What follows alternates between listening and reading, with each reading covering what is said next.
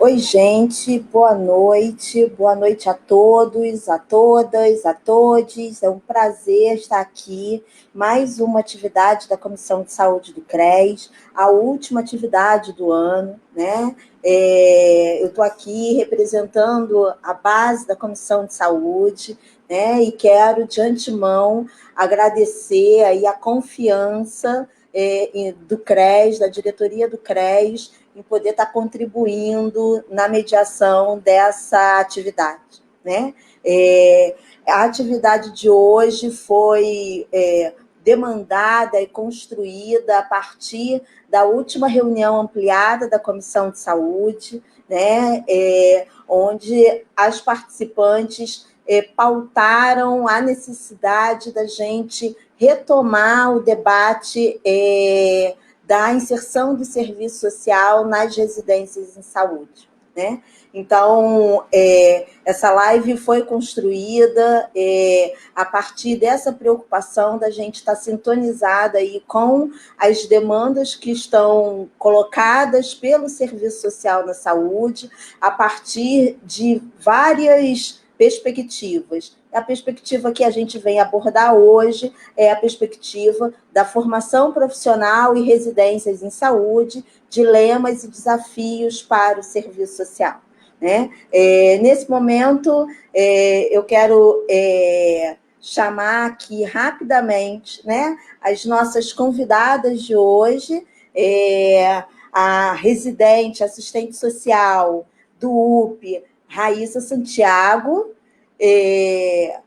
a assistente social, docente da UFRJ, representante dos tutores e preceptores, a professora Raquel Gouveia, e a pesquisadora do tema, que tem várias publicações sobre as residências, né? A professora da Escola Politécnica Joaquim Venâncio, Escola Politécnica em Saúde Joaquim Venâncio, da Fiocruz, e da Escola de Serviço Social da UF, a professora Letícia Batista. É um prazer estar aqui com vocês, né, nessa noite, que eu tenho certeza será de extrema riqueza, né, e que será mais um marco no conjunto das atividades do CRES no debate sobre as residências em saúde, né? Para a gente não perder mais tempo, né, eu quero já passar a palavra rapidamente, né, para vocês, só para vocês darem um oi, e na sequência a gente passa a palavra à Raíssa, já para ela começar a fala, e aí cada palestrante, né, cada convidada nossa vai ter uma fala de 20 minutos, né, com 15 minutos eu vou sinalizar, na verdade eu vou entrar na tela, e aí depois das 3 intervenções a gente abre para o debate, tá bom?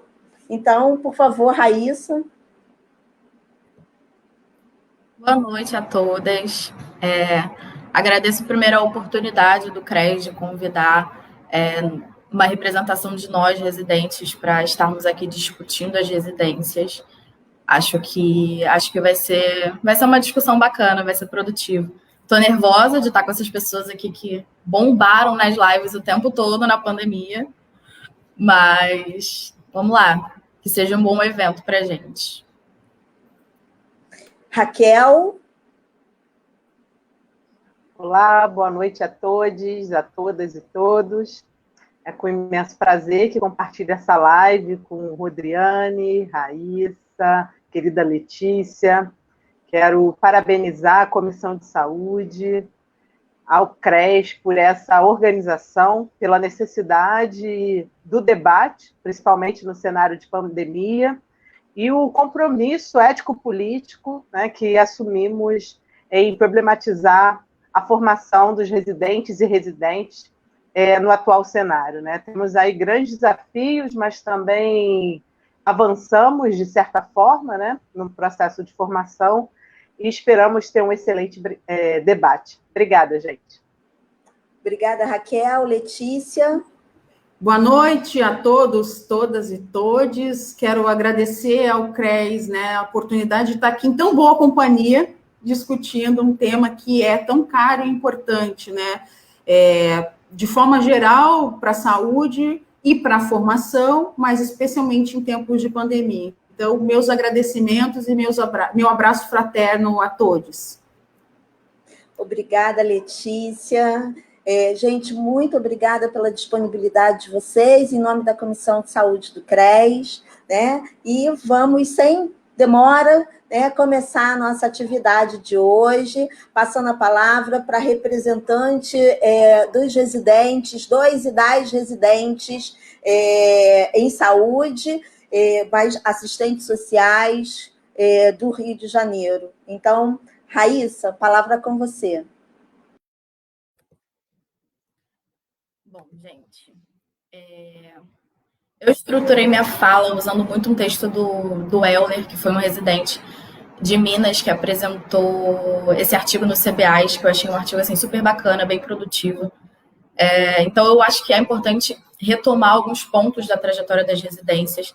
Vou fazer de modo bem breve, que eu sei que as companheiras farão vários resgates também de quem já discutiu isso há algum tempo. E depois eu me debruço mais precisamente no que nós, residentes assistentes sociais do Rio, elencamos como prioridade para esse debate na reunião anterior do CRES. Eu começo, então, voltando no básico, entendendo a residência em saúde como uma modalidade formativa, que busca vincular o trabalho e a formação acadêmica a partir do trabalho em saúde. Em 2005, tem a Lei 11.129, que institui a residência como uma modalidade de ensino de pós-graduação lato sensu, voltada para a educação em serviço. Essa mesma lei cria a Comissão Nacional das Residências Multiprofissionais em Saúde, que coordena as residências de forma conjunta entre o Ministério da Saúde e o Ministério da Educação. Em 2006, é criado o Fórum Nacional dos Residentes em Saúde, como uma estratégia de articulação dos residentes em defesa do SUS e das melhorias para a residência. Em 2007, se estiver muito corrido, vocês podem me falar, tá? Em 2007, é instituída uma portaria interministerial, MEC e Ministério da Saúde, é a portaria número 45, que ela estabelece as diretrizes da residência e institui a Comissão Nacional. Essa portaria é revogada em 2009, mas eu achei importante citá-la porque nela consta a necessidade da residência em relação a uma demanda que esteja alinhada e preocupada com o processo formativo em trabalho dos residentes, desconstruindo, então, o que poderia ser uma demanda institucional por mão de obra. E aí, na portaria interministerial do MEC, Ministério da Saúde, 506, de 2008, é estabelecida a carga horária de 60 horas semanais, dividida em 80% prática e 20% teórica. E aí, enfim, preparando a minha fala para essa live, fui dar uma pesquisada nos editais das turmas de 2021. E alguns editais não discriminam essa divisão de carga horária quando colocam lá as especificações do certame. Representando, então, assim, um movimento que já se direcionava para a precarização da residência.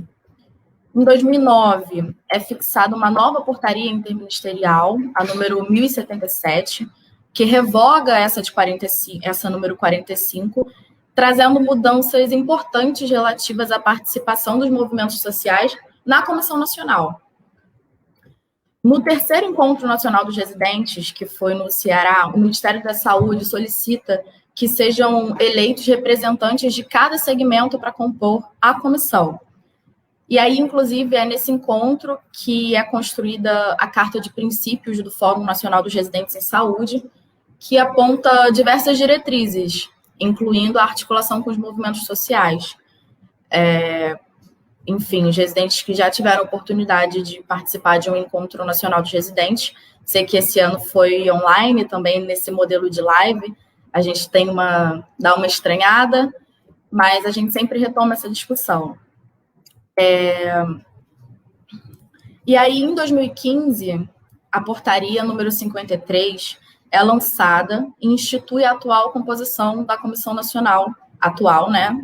Enfim, acho que vai ficar mais claro na fala da Letícia, colocando as indicações dos coletivos de residentes, preceptores e tutores como membros não natos, o que contraria o que já vinha sendo discutido nos fóruns dos segmentos. Em 2018, no 8º Encontro Nacional dos Residentes, o que foi no Rio, que foi inclusive lá na UERJ, tem um importante avanço no debate dessa discussão, mais coletivamente, sobre a carga horária dos programas de residência. E aí, como fruto desse encontro, porque, enfim, é a minha segunda residência, eu estava presente nesse encontro também, apontamos uma necessidade de requalificação dessa carga horária semanal. E aí o que a gente indica é a proporcionalidade de 20% para as atividades teóricas, 60% para as atividades práticas e 20% para as atividades teóricas.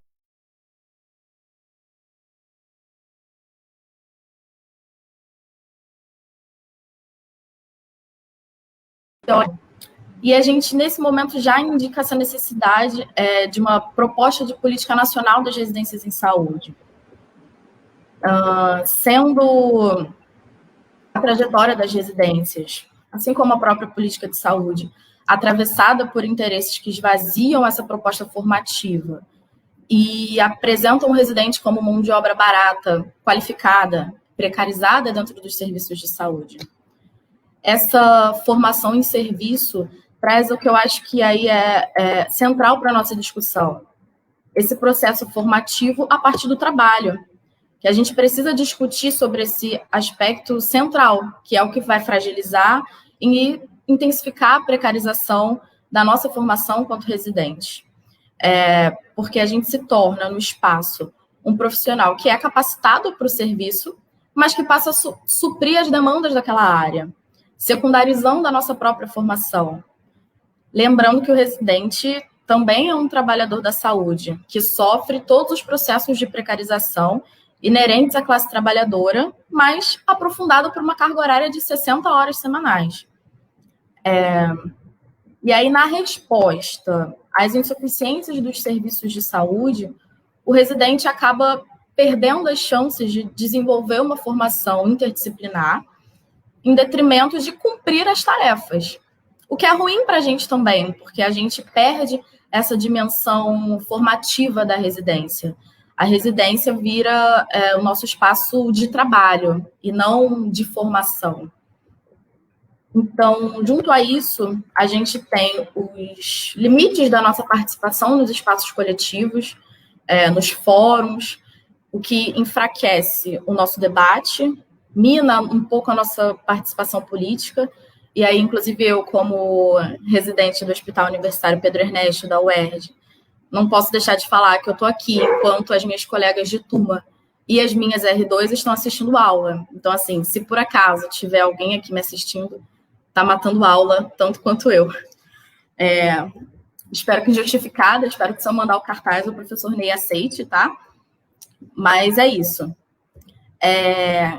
E aí, voltando, em agosto de 2010, na campanha pela aprovação das 30 horas, o Cefes lança um documento intitulado Por que o conjunto Cefes-CRES defende 30 horas de jornada semanal para assistentes sociais? Nesse documento, o Conselho reforça que as assistentes sociais, enquanto profissionais de saúde, são, e aí eu vou ler aqui o que está no documento, são submetidas a condições aviltantes de trabalho, como longas jornadas de 40 ou 44 horas, baixos salários, duplo vínculo, realização de atividades sob constante pressão. E o documento afirma que defende a sanção do projeto de lei complementar 152, que institui a jornada de trabalho de 30 horas para assistentes sociais sem redução de salário, entendendo que ela contribui para a nossa luta por melhores condições de trabalho e se insere na luta pelo direito ao trabalho com qualidade para toda a classe trabalhadora, conforme estabelecido pelo nosso Código de Ética. Então, ainda em agosto desse mesmo ano, de 2010, depois da aprovação das 30 horas, o Cefes lança um documento 30 horas, agora é lei, a luta continua, porque não é, enfim, né, processual. O documento reforça que a Lei de Regulamentação Profissional passa a vigorar contemplando as 30 horas semanais. E aí, em janeiro de 2011, o Cefes lançou um documento que é esclarecimento sobre a implantação da jornada de 30 horas para os assistentes sociais sem redução salarial. Esse documento dá orientações e tira dúvidas sobre a implementação das 30 horas em diversos espaços de trabalho e diferentes vínculos institucionais. Mas em nenhum momento nesse documento é apontada a implementação da lei para os assistentes sociais residentes. E aí, agora, em agosto desse ano, que a lei das 30 horas completou 10 anos, o Cefes lançou um balanço chamado Direito se Conquista, 10 anos da lei das 30 horas. Esse documento deixa claro que ainda tem muita luta pela frente para a implementação dessa lei, e o que me chama a atenção é como essa luta ocorreu em diversas instituições que possuem programas de residência, garantindo as 30 horas para as servidoras e preceptoras, sem incluir os residentes nessa discussão. Então, se antes da pandemia já era comum os residentes estarem em prática profissional por 40 horas ou mais, lembrando que o que diz lá a portaria interministerial é a proporção 80-20. Então, teoricamente, são 44 horas de atividade prática e 12 horas de atividade teórica. Então, se antes da pandemia já tinham instituições onde as preceptoras conquistaram esse direito às 30 horas, e isso criava situações em que o residente ficava sozinho no serviço por conta de ter uma carga horária que é o dobro, quase, das preceptoras. Na pandemia, isso se agrava. Quando a gente vê que, além da carga horária de 30 horas, muitas preceptoras tiveram a oportunidade de fazer readequações do seu trabalho. Várias ficando em home office, quem tinha férias para tirar, tirando férias. E em muitos programas isso não foi garantido aos residentes. Inclusive, os residentes em diversos programas foram comunicados que, durante a pandemia, caso se afastassem por suspeita ou confirmação de Covid, deveriam compensar os dias no fim da residência. E aí, sem o recebimento da bolsa, porque você tem que cumprir toda a carga horária. O que também é uma forma da gente ver como essa formação é prejudicada, porque você tem que cumprir toda a carga horária teórica, a carga horária prática, perdão. Enquanto a teórica, você pode ter um percentual de falta. Então, não sei quanto tempo eu ainda tenho. Tá. Já estou acabando, assim, estou encerrando. Eu penso que, assim, nós, residentes, a gente concorda com o Cefes, que coloca desde o início da luta pelas 30 horas a importância da sua implementação para a melhoria das condições de trabalho dos profissionais. E aí, consequentemente, na qualidade dos serviços prestados. E nós, residentes, defendemos amplamente as 30 horas para todas as servidoras e preceptoras. Eu acho que o X da questão, assim, é que precisamos nos entender também como trabalhadoras e também sermos contemplados por essas 30 horas. A princípio é isso, acredito que as companheiras vão poder complementar muito melhor, enfim, o meu resgate aqui, mas é isso. Obrigada, Raíssa. Acho que é uma fala, né, que representa demandas dos residentes e que apontam as contradições dessa modalidade de formação que a gente aposta no seu potencial, mas que coloca para a gente o quanto que a gente precisa investir coletivamente para poder avançar, né?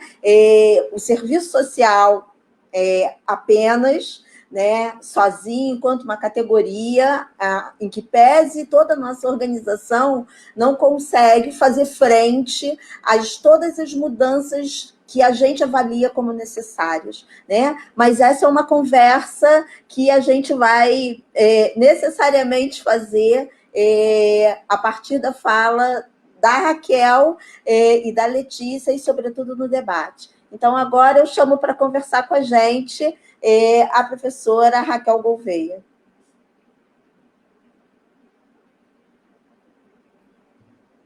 Obrigada, Rodriane. Olá, boa noite, gente. Olá, boa noite a todos, a todas e todos que nos assistem. Parabenizar a Raíssa pela exposição, Agradecer a Rodriane pela disponibilidade de estar mediando essa live. Agradecer o convite às coordenadoras da Comissão de Saúde, a Marcela, a Jussara, a Thaís. Saudar a Letícia, que também está aqui comigo. E também saudar a Laura, que está em todo o suporte técnico aqui essa noite. Bem, eu, de certa forma, fiz uma breve... preparei minha fala, né? E gostaria de me deter na experiência que temos construído na UFRJ por meio de um novo setor instituído na Escola de Serviço Social da UFRJ, né? Para quem me conhece, atualmente estou professora na Escola de Serviço Social da Universidade Federal do Rio de Janeiro, e esse ano assumi uma coordenação, a coordenação de capacitação continuada, criada pela atual gestão da escola, para pensar a formação qualificada, seja para residentes, assistentes sociais supervisores, também formação continuada para outros assistentes sociais de outras instituições. Bem, mas antes disso, quero dizer que, historicamente, os professores, os docentes da Escola de Serviço Social da UFRJ estiveram construindo as residências, né? Então, eu não posso iniciar minha fala sem reconhecer publicamente o esforço de docentes que estão presentes na escola, que já se aposentaram, mas eu não estou falando de um assunto novo na nossa escola, mas falando a partir de um novo setor e de uma nova conjuntura estabelecida. Mas, historicamente, temos profissionais que vêm investindo não só o tempo, mas também dedicação e qualificando a formação de nossos residentes e residentes, né? As e os residentes, né? Então, eu quero agradecer aos meus colegas que me antecederam e aqueles que continuam dedicando sua carga horária e qualificando o debate no interior da nossa escola. No ano de 2020, na verdade, no início desse ano, fui convidada pela direção da escola a assumir um novo setor da coordenação de capacitação continuada, que tem 3 eixos. Um eixo é a articulação e formação das residências multiprofissionais da Universidade Federal do Rio de Janeiro. Um outro eixo são os cursos de pós-graduação lato sensu, e outro a capacitação continuada, que deve ser ofertada não só para supervisores de campo, mas também outros assistentes sociais que demandem uma formação continuada, né?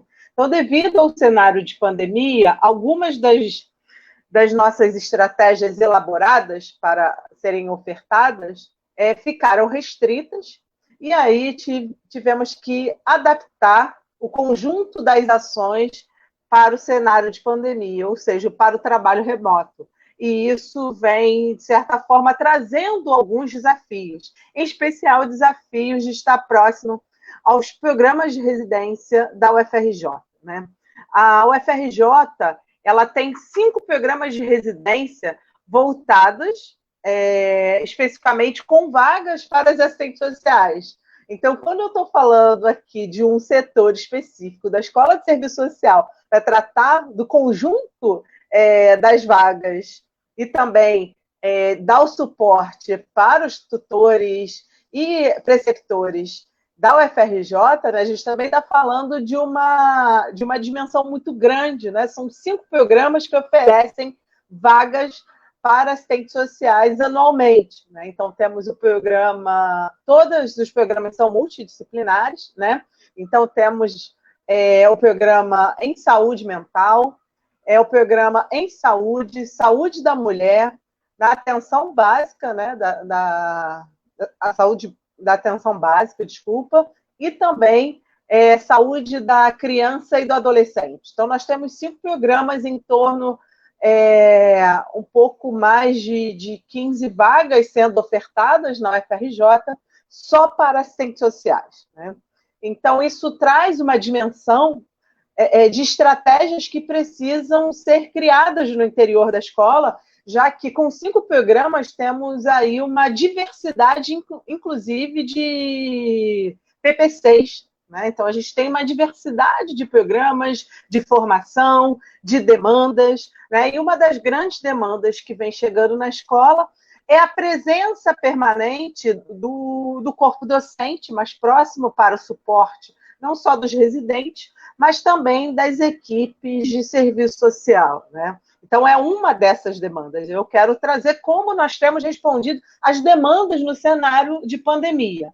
Mas, para falar um pouco dessa resposta que a gente tem construído na escola, né, coletivamente, diante de um cenário tão adverso, né, eu quero trazer 3 questões que vêm nos permeando, né? Uma, como garantir o processo de ensino-aprendizagem por meio do ensino remoto, principalmente para as residentes. 2, como garantir o suporte para as equipes de serviço social nesse cenário de pandemia, para que esse processo de ensino-aprendizagem não fique apenas como responsabilidade dessas equipes de serviço social, né, que são plurais e diversas. E cada equipe de cada equipamento possui desafios muito particulares, né? E 3, como estar mais presente junto aos e às nossas residentes que estão na UFRJ, né?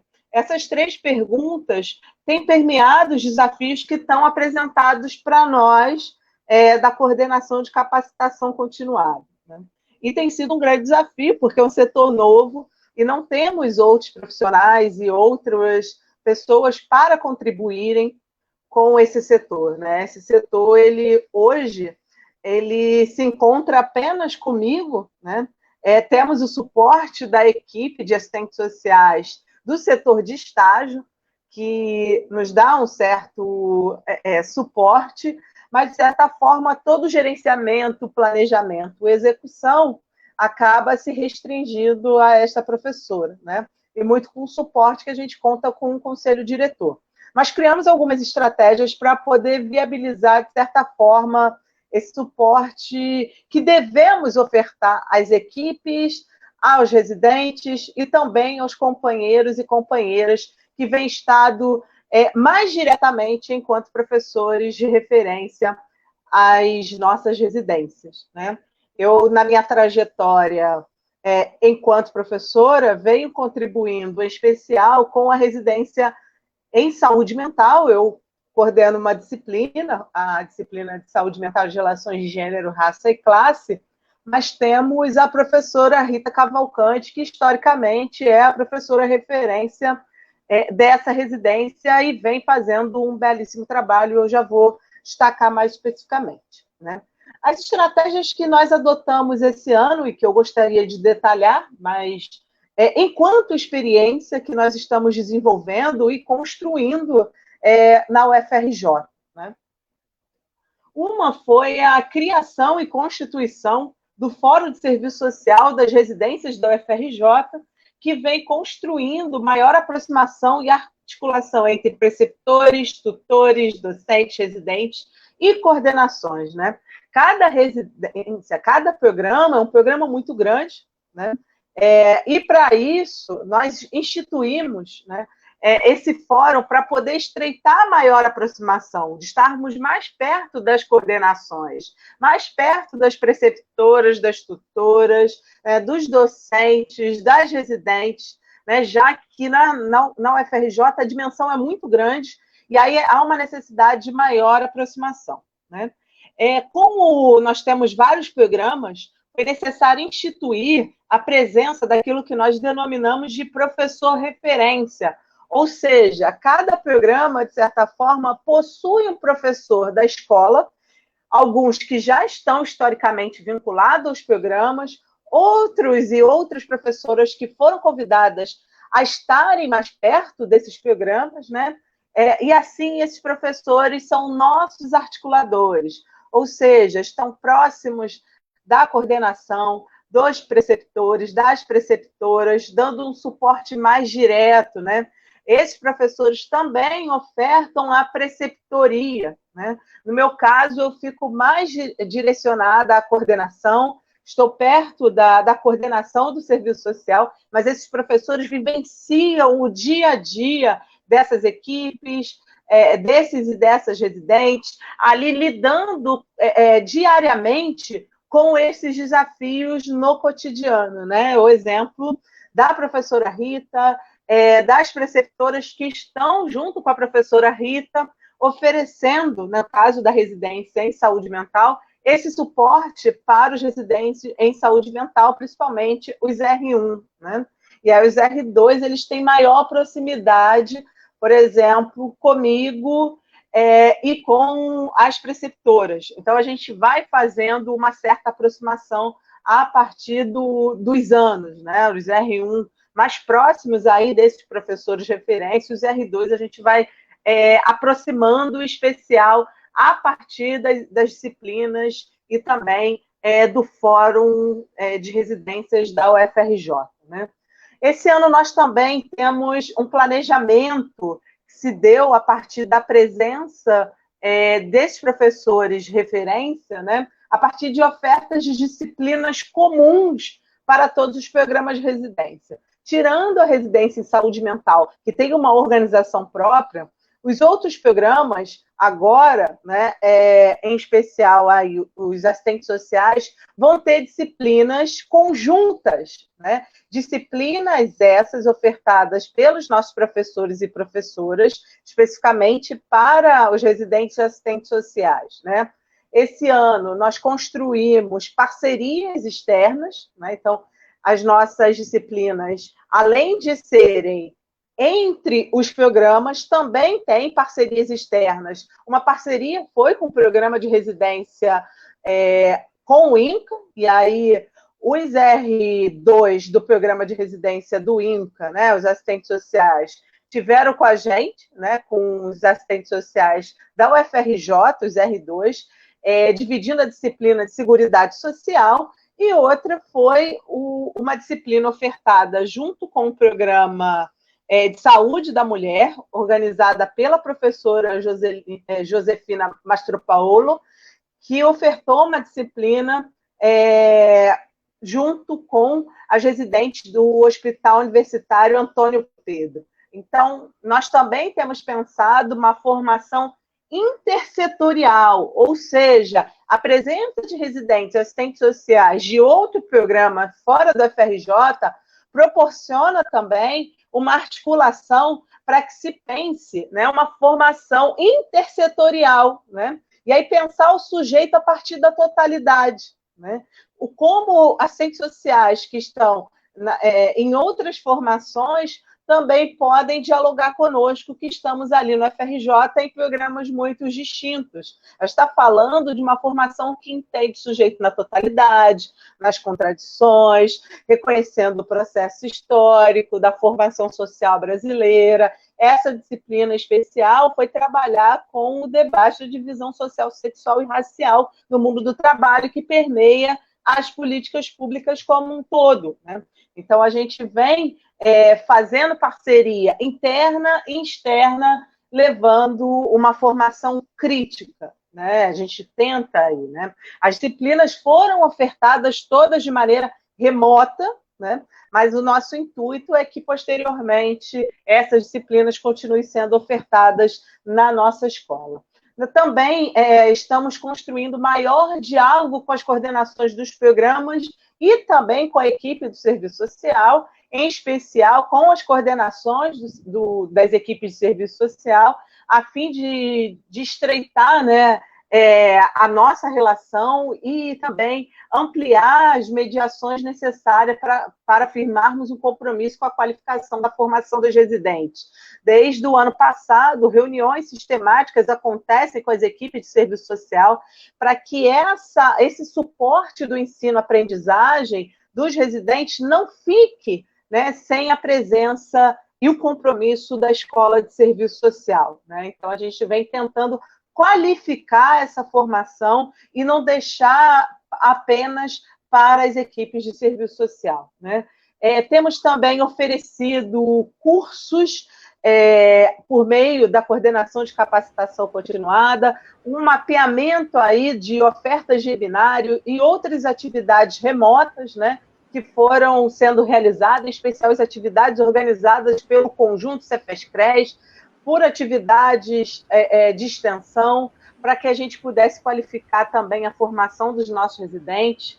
Nós temos uma permanente articulação com o setor de estágio, que vem estreitando cada vez mais a presença junto com as equipes de serviço social, por isso a gente vem trabalhando em conjunto. Estamos realizando também, no interior da coordenação, uma pesquisa que objetiva mapear os impactos da pandemia na saúde e na formação das assistentes sociais residentes.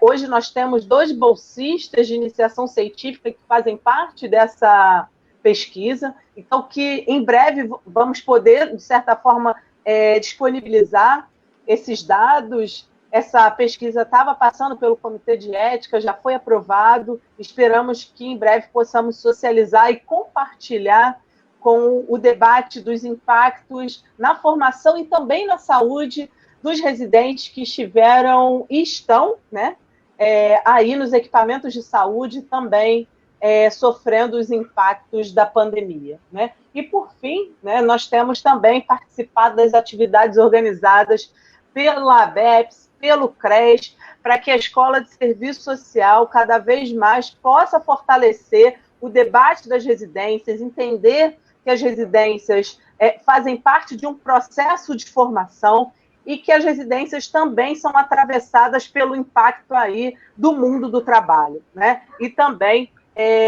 pelos impactos que a universidade pública vem sofrendo com os ataques. Então, esse é um pouco do trabalho que a gente vem desenvolvendo. Amanhã teremos, inclusive, o Fórum das Residências. A presença das equipes de serviço social tem sido primordial para que esse trabalho possa caminhar, né? A gente não faz nada sozinho lá na escola. As equipes de serviço social têm sido o nosso braço para que a gente possa cada vez mais qualificar a formação das nossas residências, né? E que não dá para caminhar sozinho, mas que cada vez mais a gente possa construir possibilidades de uma formação crítica, propositiva e criativa, né? E que a gente vem prezando o tripé do ensino, da pesquisa, da extensão nessa formação também. E, por fim, um desafio que a gente precisa falar é em relação à carga horária docente, que ainda não é reconhecida nas universidades. Isso é um grande desafio, entendendo que a formação na lato sensu, né, nas especializações lato sensu, não é considerada, é muito diferente para as formações estrito sensu, e a gente sabe que para a formação estrito sensu tem dispensa de carga horária, se tem financiamento, bolsa e compensação para carga horária lato sensu, isso não aparece, isso tem sido um grande dilema para que outros professores, não só do serviço social, mas também de outras categorias possam dedicar carga horária, orientação, pesquisa, extensão, para que a gente possa cada vez mais qualificar a formação lato sensu. Obrigada. Obrigada, Raquel. É fundamental você trazer elementos que também demonstram o quanto a gente precisa avançar, não só nessa articulação entre os serviços e as unidades de formação, as unidades acadêmicas, mas também demonstrar o quanto que, ao falarmos em residências em saúde, o quanto de precarização também está presente no trabalho docente, no trabalho dos preceptores e tutores. Fundamental essa intervenção, né? Quero mais uma vez te agradecer e chamar agora para conversar com a gente a Letícia Batista, professora da Escola Politécnica Joaquim Venâncio e da Escola de Serviço Social da UF. Antes, só um pouquinho, Letícia, de passar para você, só quero dizer que assim, a live está linda, está bombando, a gente está com mais de 50 pessoas acompanhando ao vivo pelo Facebook, né? E quero registrar aqui a presença do Serviço Social da UFRJ, a presença de colegas do Espírito Santo, acompanhando esse debate também, né? A residência, representantes da residência do Hospital Universitário Antônio Pedro, da UF, e representantes da residência do Hospital Universitário Clementino Fraga Filho, da UFRJ. Né? Então, está bombando nossa atividade. Vamos lá, Letícia, com você agora. Eu já vou começar a pedir desculpa, porque eu achei que tu vai ter que chamar minha atenção, Rodrigo, eu, provocada também pela fala das gurias, para eu não me estender muito. Então, tu vai ajudando aí nesse sentido também. Então, gente, a Raíssa, ela fez uma retomada histórica muito importante para que possamos entender, né, o contexto que se desenvolve as residências nos últimos 15 anos, tendo como marco a regulamentação de 2005. Hoje em dia, os dados relacionados à residência, e isso não começa no governo Bolsonaro, na verdade, antes disso, já havia uma grande dificuldade de acesso a dados sistematizados, dados nacionais sobre a residência. O último relatório que a gente tem disponível é um relatório de 2014, é um relatório do MEC, que aponta, então, que entre os anos de 2010 e 2014, houve um aumento de 700% no número de bolsas multiprofissionais, e de 50% no número de bolsas de residência médica. Há, então, né, obviamente, uma evidente expansão dos programas e vagas de residência, especialmente de residências multiprofissionais, onde se inserem os assistentes sociais, e nesse mesmo espaço-tempo, o que observamos é justamente a diminuição da frequência do número de vagas e do número de concursos públicos. Além da diminuição do número de concursos públicos, que seriam espaços de inserção desses residentes, inclusive, né? Não é por acaso que os residentes, a gente hoje, é bastante comum ver um residente fazer a segunda residência, então, a residência passa a ser também um primeiro emprego, né, para muitos trabalhadores. Além disso, a gente vê ainda a implementação de novas formas de contratação, como a bizarra contratação por pregão, por exemplo. A Raquel, né, na fala dela, ela nos trouxe, né, a questão da formação, a formação para atuação na residência, também a própria formação continuada, e os desafios dessas atividades serem desenvolvidas nos tempos de pandemia. Desafios postos em 5 programas de residência que têm a preponderância de uma unidade formadora, ou seja, são programas que se desenvolvem em instituição, né, com apoio de instituição de ensino superior.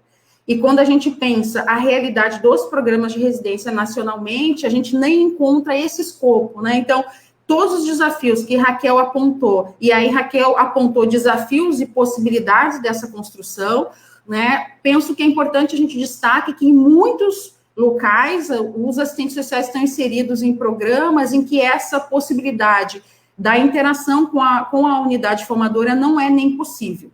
Então, na esteira das falas de Raquel e Raíssa, né, fica claro a complexidade que é a residência em saúde.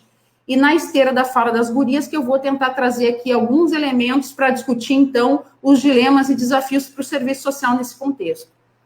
Para fazer isso, eu também optei por elencar alguns pontos de análise, né? Algumas questões centrais que estavam postas antes da pandemia e com a pandemia se agudizam. Para início de conversa, a gente tem que destacar que a gente está na 51ª semana epidemiológica, registrando 181 mil pessoas mortas pela Covid-19. E aí não é um risco dizer que a imensa maioria dessas mortes poderiam ter sido evitadas, né? Esse registro é um registro de uma crise que é sanitária, sem precedentes, mas é também um registro de uma movimentação do capital sobre as condições da economia e sobre a reprodução da classe trabalhadora.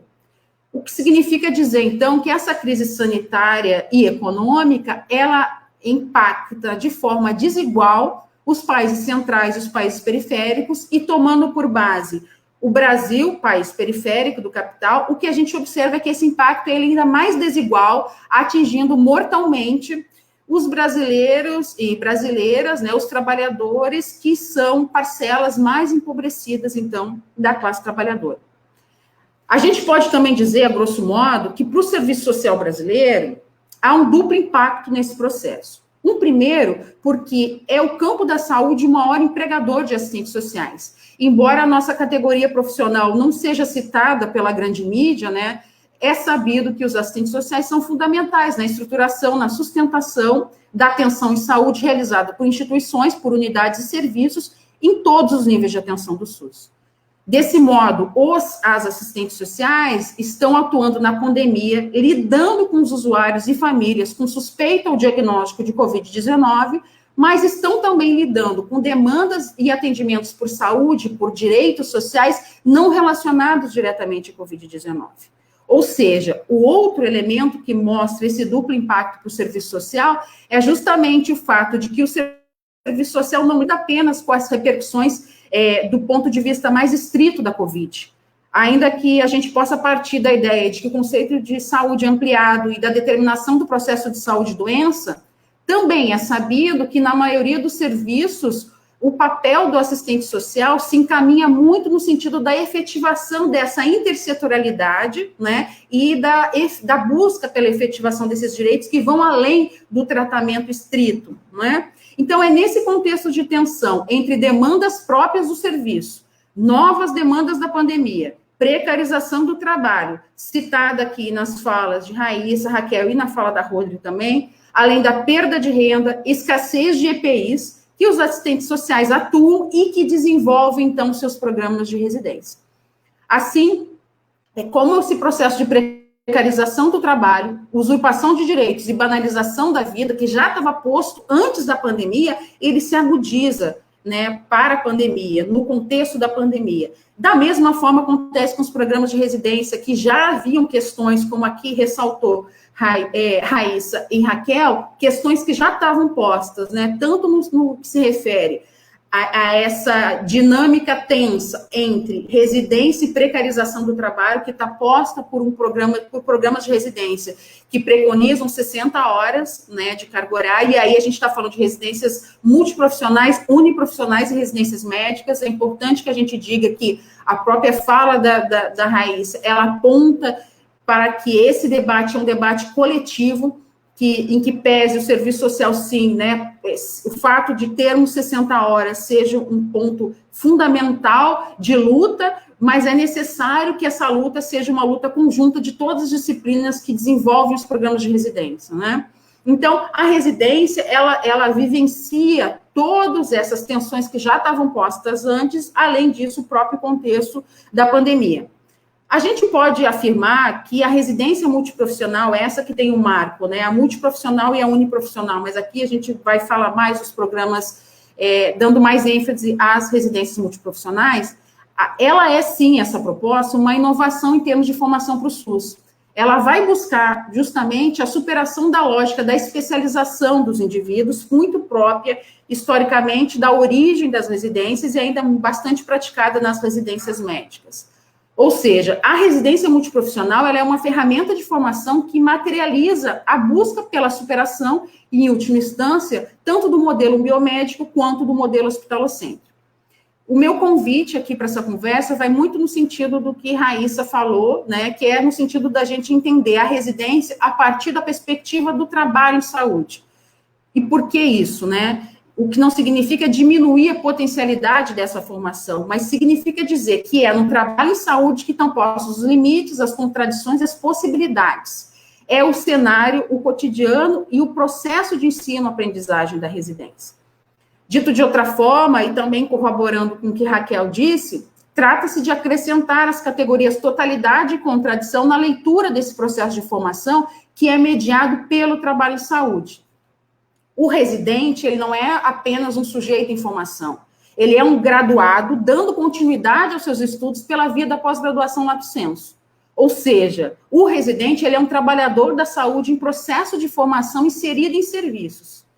E nesses serviços, né, onde estão os residentes, estão também os demais profissionais de saúde e os usuários, que vivenciam todos, no cotidiano, a síntese das determinações que interagem sobre as práticas de saúde e também sobre as respostas institucionais. Para isso, eu quero destacar aqui que pensar a residência apenas pela dimensão da sua potência de formação, sem condicioná-la aos processos de trabalho, dá uma falsa ideia de autonomização do projeto político-pedagógico, né?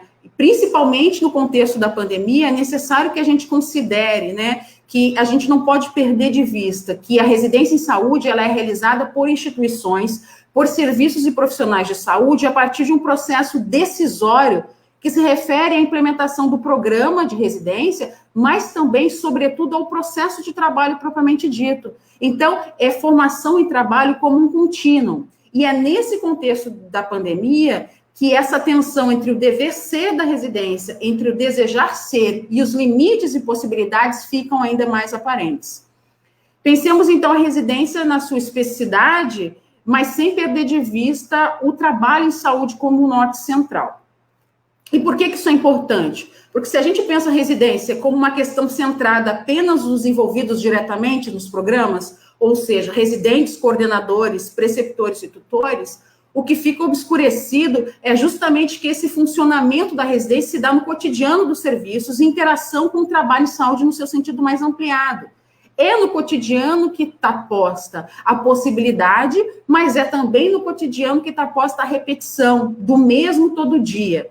E para pensar esse cotidiano, é necessário, então, que nos afastemos dele. Né? E como fazer isso, né, no contexto de uma pandemia? E como fazer isso a partir do ensino realizado de forma remota? Sinceramente, eu diria que há limites, objetivos postos nesse processo. Né? Então, a primeira coisa, né, que a gente pode e deve criar novas estratégias para lidar de melhor forma possível com esse processo. E Raquel apontou aqui vários caminhos importantes para a gente fazer isso. Mas é necessário também que tenhamos a clareza de que há perdas nesse processo. O R1 que inicia uma residência sem poder sequer acessar integralmente a instituição ou o território de sua atuação, terá perdas na formação, nos moldes do que ela era previsto. O R2, que se insere no campo, né, que estaria inserido no campo de atuação, construindo um projeto de pesquisa que teria como desfecho um TCR, não vai poder fazer isso da mesma forma. Então, há perdas, da mesma forma como a perda para preceptores e tutores. Então, residentes, coordenadores, preceptores e tutores, eles são, sim, sujeitos centrais para a execução dos programas. Contudo, esses mesmos programas só se realizam na interação com outros profissionais, que não estão necessariamente envolvidos, né, diretamente com a residência. E também com a interação com os próprios usuários e com os gestores de saúde. Quando a gente pensa a residência para além da sua potencialidade de formação apenas, e nesse contexto amplo, complexo, contraditório e totalizante do processo de saúde e doença e da determinação social desse processo, a gente consegue registrar a presença desses outros sujeitos que, na verdade, estão ali realizando esse cotidiano do trabalho em saúde, né? Então, a questão da autonomia e do próprio processo ensino-aprendizagem passa justamente por essa compreensão do trabalho em saúde, do contexto mais amplo, e aí, especialmente no contexto da pandemia. Não se pode... É necessário que a gente entenda que, de fato, há perdas nesse processo e que, se não se pode transpor, né, o ensino presencial para o ensino remoto, também não se pode esperar que a caminhada na residência vá acontecer sem considerar esses impositivos da própria pandemia. Tem uma frase da Cora Coralina, que eu já usei numa outra discussão da residência, mas que eu vou aqui compartilhar novamente com vocês. Embora não tenha sido a intenção da Cora Coralina pensar a residência multiprofissional, muito menos a inserção do serviço social nas residências, ela nos ajuda a entender esse processo. Né? A Cora diz o seguinte: reside nas expressões suaves da poesia a dimensão do desafio, quebrando pedras, plantando flores. A parte do plantando flores é, sem dúvida, uma formação multiprofissional, né, proposta pela residência, que é uma inovação, e além de ser uma inovação no sentido da formação, ela é, sobretudo, um meio para a realização dos princípios do SUS. Também a contribuição do serviço social, qualificando e dando materialidade aos sentidos e determinação social do processo saúde e doença, a gente pode entender que isso são flores, né? A parte do quebrando pedras, eu quero chamar atenção aqui, né, que se refere, por exemplo, a uma formação que se contrapõe, né, aos desafios de sua sustentação ao longo do tempo, especialmente num contexto de pandemia, onde o que a gente observa é a ausência de uma coordenação nacional da política de saúde, o negacionismo, uma extrema banalização da vida e reinvenções do conservadorismo, né? E ainda, no quesito quebrando pedras, eu quero fazer alguns destaques aqui, né? A residência multiprofissional, ela é uma formação conectada com as necessidades de saúde da população e não busca, necessariamente, né, o foco não é a especialização dos indivíduos. Ela busca conectar-se justamente a essas necessidades de saúde e a questão central para entender isso é também que muitos serviços e residências, eles são implementados como proposta político-pedagógica na lógica das ações interdisciplinares e do trabalho interprofissional, sem que essa dinâmica esteja efetivamente posta nos serviços. E por isso o convite para pensar a residência a partir do trabalho de saúde, não apenas na sua potência de formação. A proposta que está inscrita na lógica da residência multiprofissional, obviamente ela busca, né, alterar as formas de fazer saúde, de formar no âmbito da saúde. Mas o fato de haver um programa de residência não é uma garantia para esse processo. A efetivação desse processo, ela depende de uma construção coletiva que inclui, obviamente, os programas de residência, mas vai muito além deles. Ainda na parte de pedras e flores, aqui misturando as duas, penso que um outro desafio que a gente precisa destacar é justamente juntar, né, o desafio nos programas de juntar disciplinas e profissões que durante a graduação não tiveram acesso a conteúdos transversais que possibilitassem uma facilitação do diálogo entre residentes, preceptores e tutores. Assim como também não houve, né, um diálogo que possibilitasse, por exemplo, a discussão do que é ser supervisor ou do que é ser preceptor no campo da saúde. Então, a residência, quando ela se coloca nessa perspectiva de trabalho, né, interprofissional e das ações interdisciplinares, a partir da lógica do SUS, ela traz consigo também o exercício de superação não só da realidade dos serviços, da realidade histórica, né, desses modelos tradicionais dos serviços de saúde, mas também as lacunas da formação desses profissionais que passam a integrar de forma coletiva esses programas de residência, mas que não tiveram esse nexo nas suas formações. Como também falou Raíssa, né, há que se superar, né, a lógica de treinamento, e aí é uma superação de treinamento e de serviço precário, né, e uma superação formal. E por que eu digo isso? Assim, porque há sim uma retórica, né, de superação do treinamento e do atendimento das demandas. Mas essa busca, ela está muito próxima das tensões institucionais que conduzem ao cumprimento de metas que nem sempre são coletivamente discutidas e que nem sempre comparecem na sua melhor forma, né, no sentido de lidar com as expressões da questão social que são, então, encontradas no campo da saúde. Por fim, minha gente, já passando aqui, antes que Rodrigo chame a minha atenção, eu quero destacar que, na minha experiência, né, a relação entre o serviço social e residência no campo da saúde, ela constitui-se num duplo sentido. Ela é, sim, uma potência de formação pelo trabalho, mas é também um grande desafio ético, teórico e prático para a sua realização. E aí eu estou pensando aqui em todo o processo, né? Envolvendo as figuras dos coordenadores, preceptores, tutores, residentes e também dos outros profissionais de saúde e dos usuários. E é desse desafio, né? E por que é importante entender isso? Porque esse desafio não é do programa. O programa é uma abstração. O programa só existe a partir dos sujeitos envolvidos, direta e indiretamente neles, né? E aí a gente está falando de um contexto de precarização, onde a gente tem a diminuição do número de preceptores, a gente tem a precarização dos vínculos e a gente tem o aumento da quantidade de vagas para as residências. O que eu entendo, né, e assim, já para finalizar, é justamente que esse enfrentamento, ele tem uma base de sustentação e um desafio, que é justamente um projeto de intervenção, né? Então, assim, tu está dizendo tudo isso, Letícia, mas e daí? O que, que a gente faz, por onde a gente vai, então?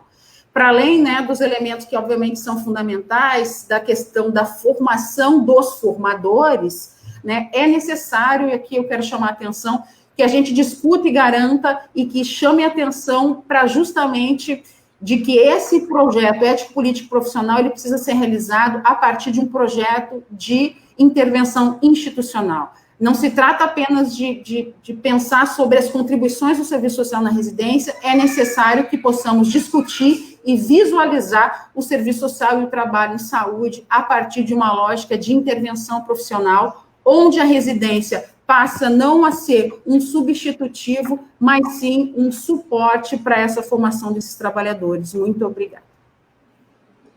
Obrigada, Letícia, muito obrigada, né, pela sua belíssima intervenção e por nos brindar com Cora Coralina, né, e aí, completando, quando ela diz, remove pedras, planta roseiras, ela continua, e faz doces, recomeça. Né? E todas as vezes que a gente está aqui discutindo, problematizando, pensando os desafios, né? Apontando quais são os tensionamentos, a gente está recomeçando não do zero, né? De tudo que a gente tem acumulado. Então, eu acho que é um pouco nesse sentido que agora eu chamo novamente para a tela a Raíssa e a Raquel, para a gente dar continuidade à nossa atividade, que está bombando no chat, né? Um monte de gente elogiando, o serviço social do Hospital Universitário Pedro Ernesto presente,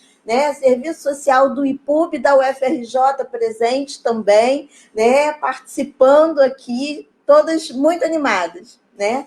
E aí eu quero já apontar para vocês duas questões que apareceram aqui. Uma, de certo modo, a Letícia já discutiu, né? Que tem a ver com a nova configuração dos serviços de saúde e do serviço social em tempos de pandemia, né? Mas essa é uma questão para todos vocês, então vou ler aqui, é uma questão colocada pela Marcela Azevedo, né, da direção do CRES, e ela aponta o seguinte, ela pergunta o seguinte: quais os impactos para o serviço social nas residências em saúde que vocês, palestrantes, identificam durante a pandemia, né? Então, essa é uma fala para as três.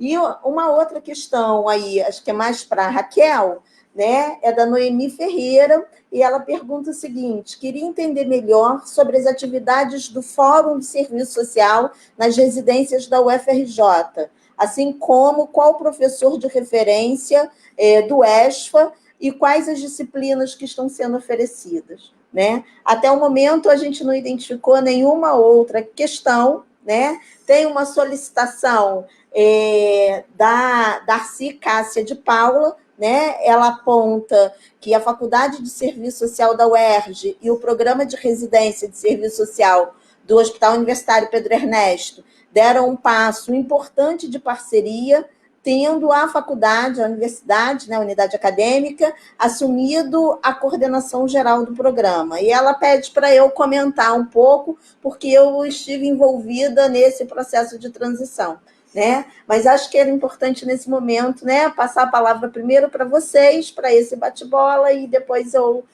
sinalizo, eu pontuo sobre essa questão, enquanto o pessoal vai animando e vai colocando outras questões aí no chat, tá bom? Então, quem começa? Raíssa, pode ser? Pode ser. Então, respondendo primeiro a pergunta da Marcela sobre os impactos da pandemia para o nosso trabalho na residência. Acho que, assim, foi uma intensificação do trabalho que foi carregada de questões inéditas para a gente. E aí, não só para a gente, para o conjunto de trabalhadores no geral. O professor Maurílio escreveu um pouco sobre isso, dizendo que, além do nosso próprio medo do adoecimento, foi muito contraditório, porque enquanto o conjunto dos trabalhadores foi orientado, em sua maioria, a permanecer em casa, nós, profissionais de saúde, fomos chamados ao trabalho, por sermos profissionais essenciais.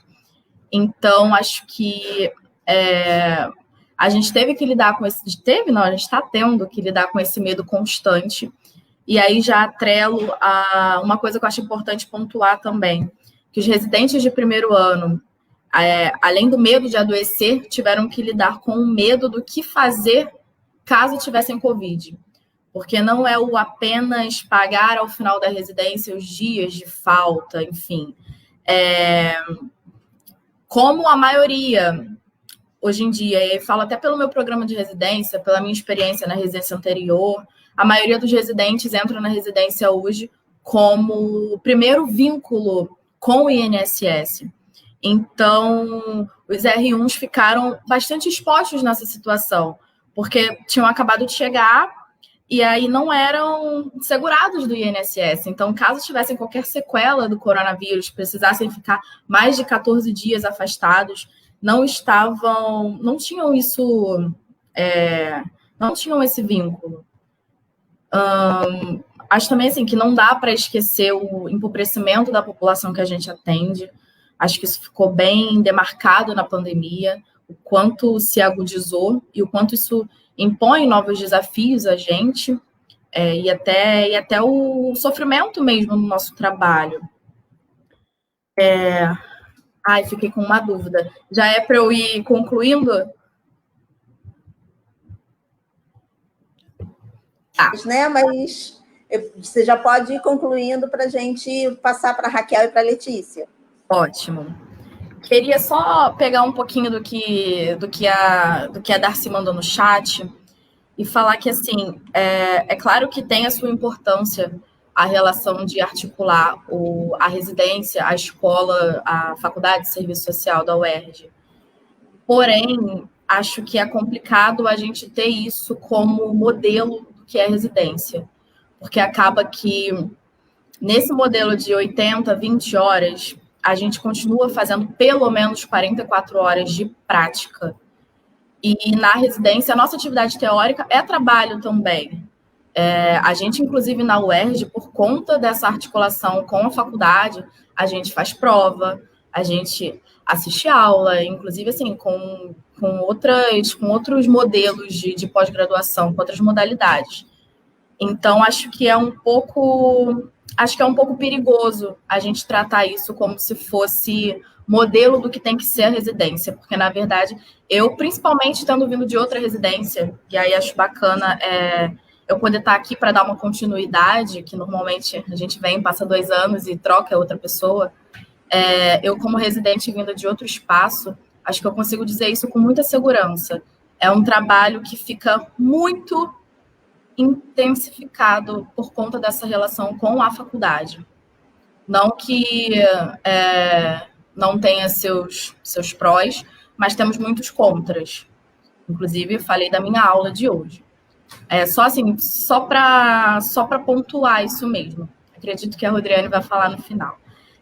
E aí eu queria reforçar com os residentes a importância da nossa participação nesses espaços do CRES.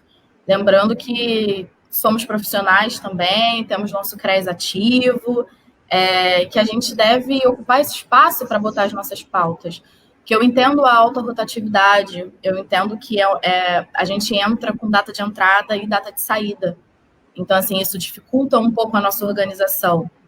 Mas acho que é importante.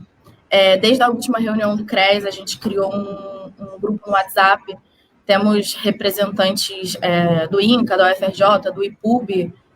Então, quem quiser aí se organizar com a gente, podem me procurar aí. Já vi que teve uma galera que me adicionou no Facebook. Não tem problema, a gente conversa, a gente troca. Acho que a gente tem que estar junto nisso. E agradecendo mais uma vez o convite e principalmente a indicação dos meus colegas que me indicaram a estar aqui. Obrigada, Thaís. Raíssa. Raquel, por favor. Obrigada, Rodriane. Comentar rapidamente a questão que a Marcela coloca, mas já trouxe alguns elementos a partir da minha exposição. Eu acho que um dos grandes impactos que a gente tem vivenciado hoje, né, é o processo de ensino-aprendizagem agora adaptado ao ensino remoto, né? Eu acho que é o desafio não só para o corpo docente, mas também para o corpo discente, um corpo discente, como a Raíssa colocou, que está em processo de formação. As disciplinas acontecem no horário, né, durante o dia. Então, ou o residente para o trabalho, né, o trabalho prático, e vai para a aula teórica. Então, você tem ali o desafio de uma dinâmica de aula em ensino remoto e também um processo de cansaço em relação à exposição que o residente está, a dificuldade do acesso, às vezes a dificuldade do próprio equipamento, internet. Então, isso tem sido um grande desafio para nós garantir um processo de ensino-aprendizagem de qualidade com maior apropriação, né? Eu acho que todos nós estamos aprendendo a lidar com essa nova forma e possivelmente no próximo ano teremos essa continuidade, aí tudo vai depender da conjuntura e do acesso à vacina para todo mundo, mas possivelmente no próximo ano continuaremos aí com o ensino remoto, né? Então, isso tem sido uma grande dificuldade para todos e um desafio, né? E aí, para a pergunta mais específica que a Noemi traz, né, diz respeito à nossa experiência lá no FRJ, o fórum é um espaço coletivo para debates e troca de experiências. Amanhã teremos a reunião do fórum pela manhã e a nossa proposta é que os residentes, coordenadores, assistentes sociais, membros das equipes, preceptoras, tutoras, docentes, possam participar para que a gente possa fazer uma avaliação do ano e pensarmos possibilidades e estratégias coletivas, planejarmos as disciplinas, inclusive, que serão ofertadas, avaliarmos o conteúdo, a forma como foi disponibilizada as atividades esse ano. Então, é um espaço de construção coletiva, né? A ideia é que a gente possa trocar com os 5 programas, com as equipes que estão compondo aí os programas de residência e o corpo docente também, que faz parte desse processo, né? Então, é um espaço coletivo, é o segundo encontro, é um espaço recém-criado, né? Assim como a própria coordenação de capacitação continuada, e é um esforço de estabelecermos maior diálogo e estreitarmos relações. A proposta do professor referência não é só para oferta de disciplina, mas tentar maior suporte para a equipe de serviço social dos residentes, mas isso também vai de acordo com a disponibilidade e a implicação de cada professor. É importante destacar novamente que a gente tem necessidade de um maior diálogo no interior da universidade para falar sobre a carga horária desprendida de cada professor, né? Como eu coloquei, é um grande desafio para a formação dos residentes, legitimar a carga horária que cada professor vem dispensando para as residências. É completamente diferente da carga horária viabilizada para a graduação, para a pós-graduação estricto sensu, né? A residência e as especializações como um todo precisam ser computadas, né? Precisa ter carga horária legitimada no sistema, e aí, inclusive, uma dispensa igualitária, como acontece com os professores que estão na estricto sensu, né? E isso não é paritário. Isso é um grande desafio, isso é uma proposta da gente ir conversando, como está estabelecido na nossa universidade, diálogo que eu tenho feito com as coordenações, com a PR2, com a própria direção da nossa escola, mas é algo ainda a ser construído e um desafio para todos nós. E o outro, nós ofertamos, Noemi, esse ano, uma disciplina em parceria com o INCA, com a equipe de serviço social do INCA, que foi o módulo de Seguridade Social, né, em que nós tivemos a presença dos nossos R2 e também os R2 do INCA, de Serviço Social, e a disciplina Estado, Saúde, Divisão Socio-Racial, Binário, Generificado do Trabalho, ofertada pela nossa escola, e que também teve a presença de residentes do Hospital Universitário Antônio Pedro, aí da UF, né? Então, a gente vem trabalhando nessa perspectiva de diálogo entre as equipes e também com programas externos. Obrigada, Raquel. Rapidamente, vamos passar para a Letícia, que a gente tem novas questões aqui para vocês. Então, assim, rapidamente, né? Rapidamente assim, passar para a Letícia, e não rapidamente a Letícia responder. Então, vamos lá. Não se passa muito, Letícia. Mas, assim, voltando à questão, eu fui anotando uma série de coisas à medida que vocês falavam, enfim, e penso que essa questão do medo e da dúvida, vejam, já é medo e dúvida para tornar-se residente fora do contexto da pandemia. Então, tu está chegando num lugar para assumir uma atividade profissional, então tu não é estagiário, tu está chegando, né, naquele lugar que já tem uma história, um contexto e uma estruturação do trabalho. E tu está chegando para ser interprofissional, não sei das quantas, enfim, com um legado de ações. Então, esse desafio ele já é grande, né, em tempos pré-pandemia, quiçá agora.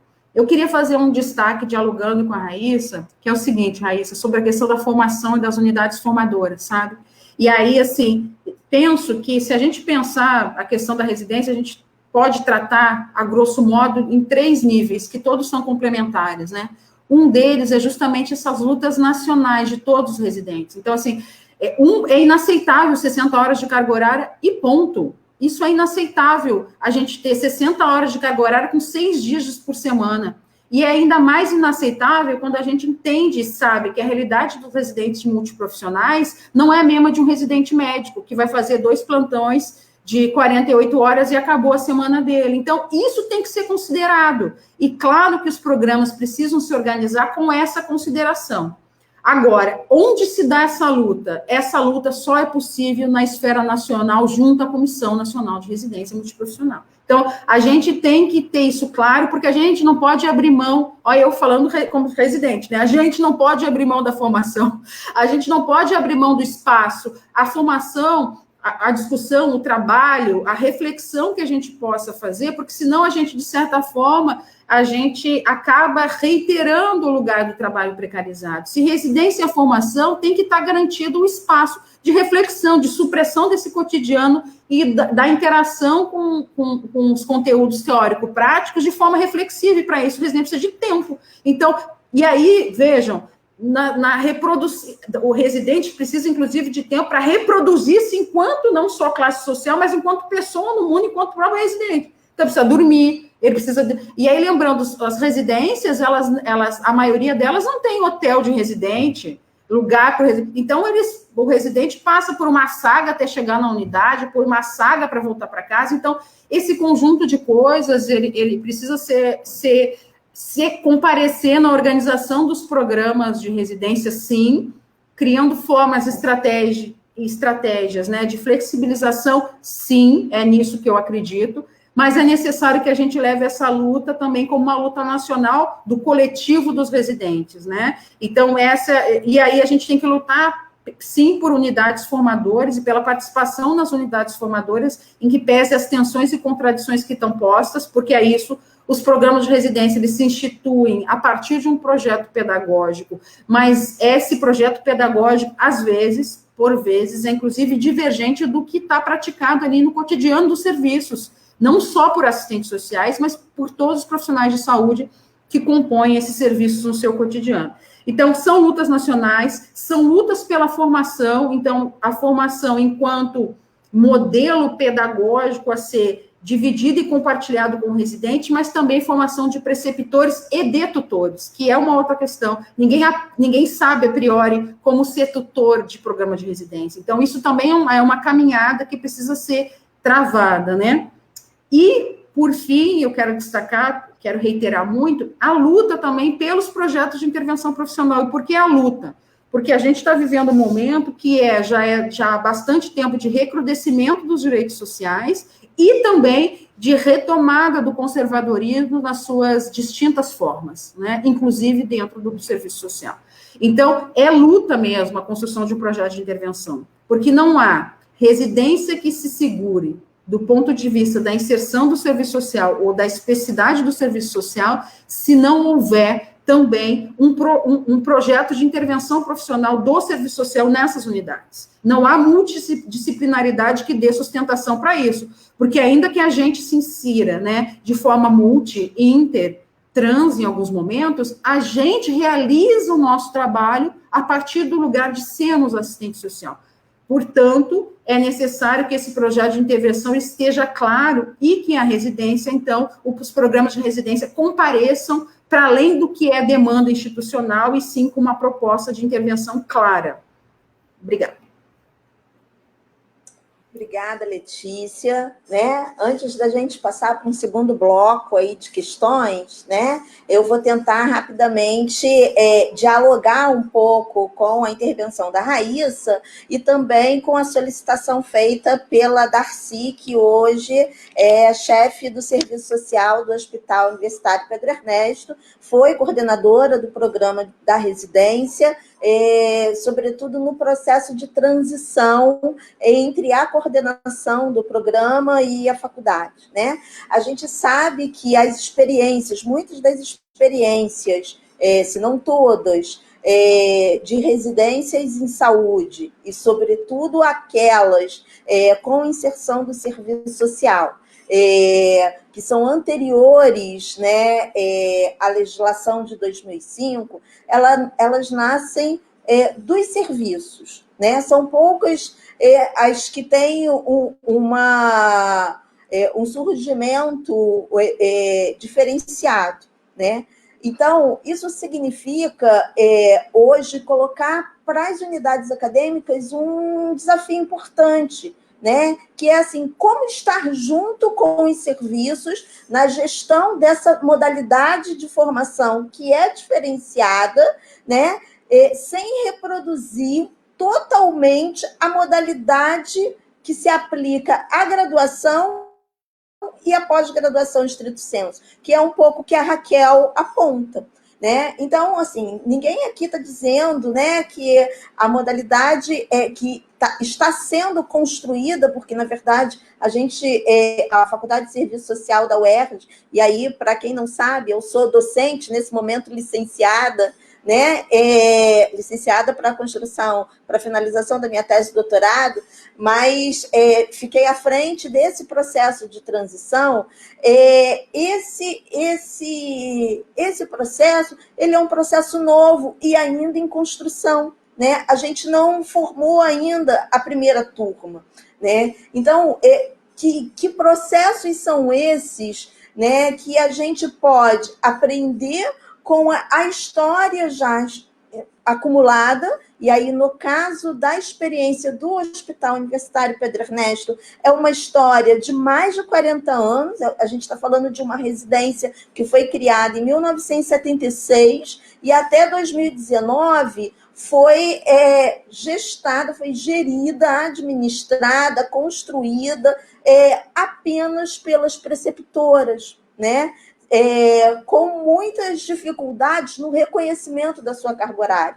E aí eu penso que, nesse sentido dessa unidade entre os serviços e as unidades acadêmicas, a gente tem um salto de qualidade, que é o salto que, por exemplo, a UFRJ está requerendo, que é o reconhecimento da carga horária docente, né?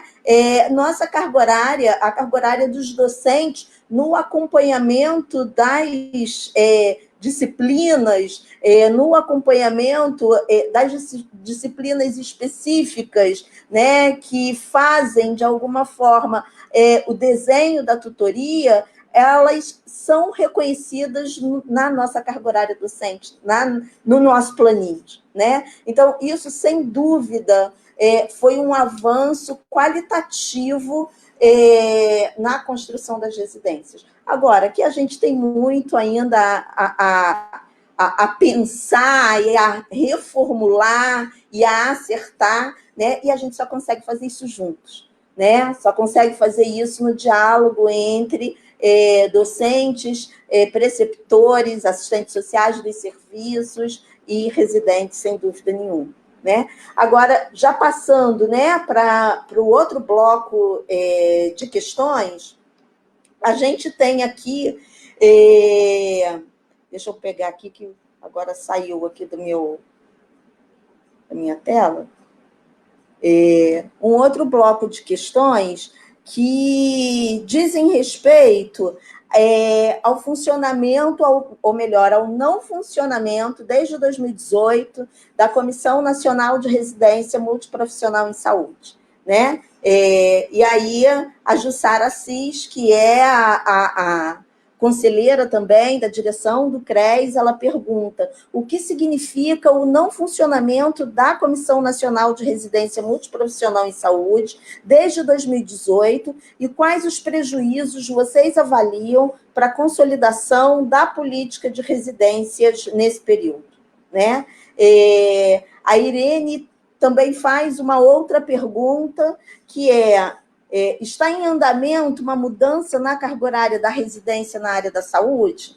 Então, estou passando a bola aí para vocês dialogarem com essas pessoas, com esses queridos companheiros.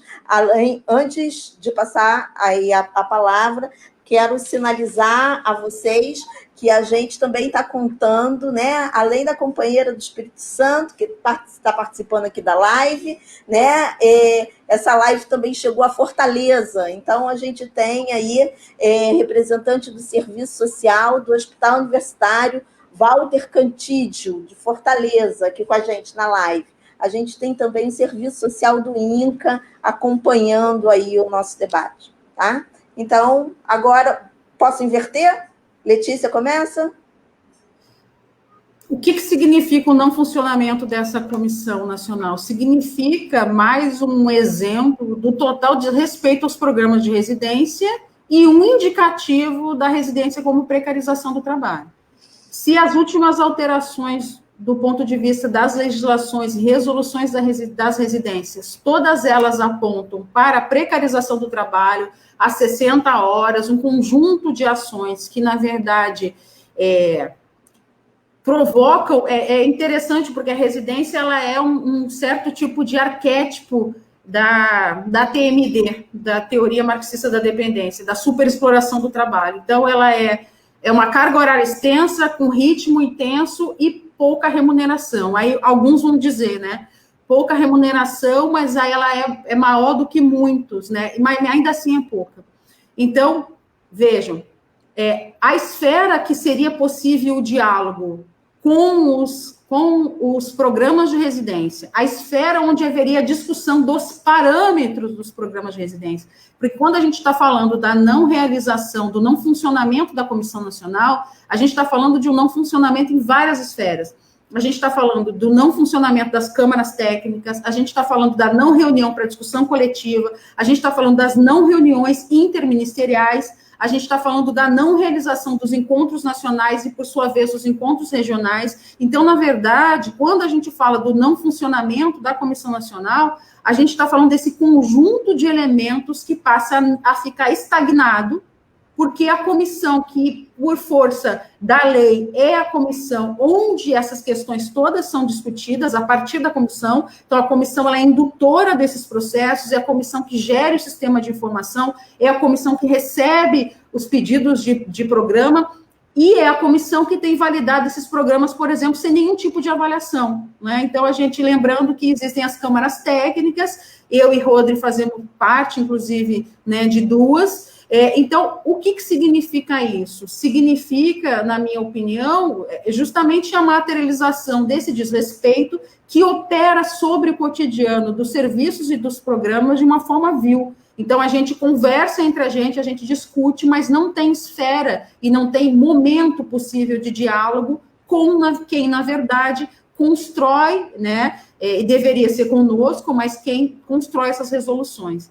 Então, o que a gente vive é uma perda imensa da capacidade de diálogo e também da capacidade de discussão frente ao que são os programas de residência. E isso é inversamente proporcional ao número de vagas, né? A gente lembrando que com essas alterações, por exemplo, da atenção primária em saúde, né? Onde o NASF perde, por exemplo, o financiamento, mas passa a haver um financiamento para a chegada, por exemplo, de residente médico e enfermeiro.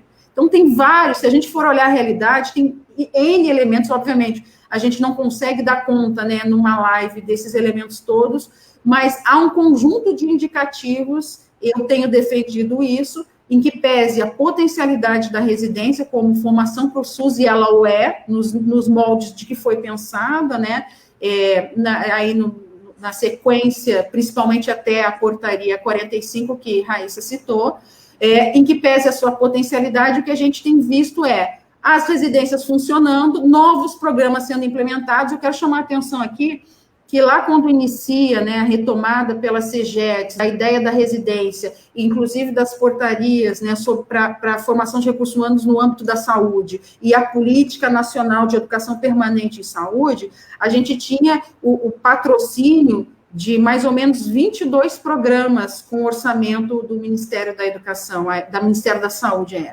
Hoje a gente está falando de cerca de 1.500 programas. Então, a gente está falando de um contingente imenso de trabalhadores na condição de residente, e aí a gente está falando de uma comissão que, ao não se reunir, permanece refazendo esse distanciamento entre o dever ser da residência, vinculado aos princípios do SUS e às necessidades de saúde, vinculado, então, a uma lógica de precarização do trabalho. Ok. Raquel?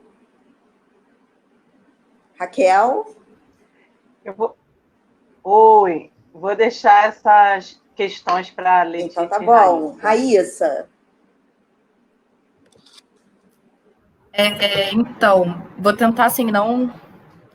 Acho que a fala da Letícia me contempla muito, vou tentar não ser repetitiva. Respondendo a primeira pergunta, eu acho que a gente perde muito na qualidade da nossa organização em nível nacional, considerando as dificuldades que eu já havia relatado de organização por conta da rotatividade dos residentes mesmo.